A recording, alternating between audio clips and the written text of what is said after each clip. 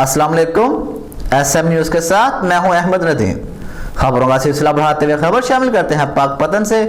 Pakpattan road अड्डा जीवन शाह पर गन्नों से लोड ट्रक में बस टकरा गई। बस में सवार 5 मुसाफिर जख्मी हो गए। इसी हवाले से मज़ीद तफसीलात जानते हैं अपने नुमाइंदे फैज़ फरीद से। जी फैज़, आगाह कीजिएगा।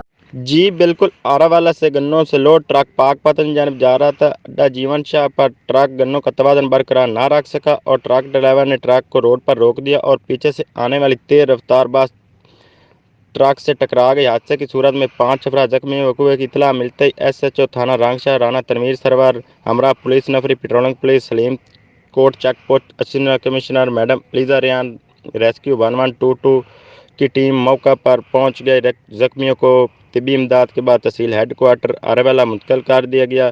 कैमरामैन टीम के साथ फैज़ फरीद, आरेवाला। बहुत शुक्रिया फैज़, तफसीलात से आगाह करने के लिए।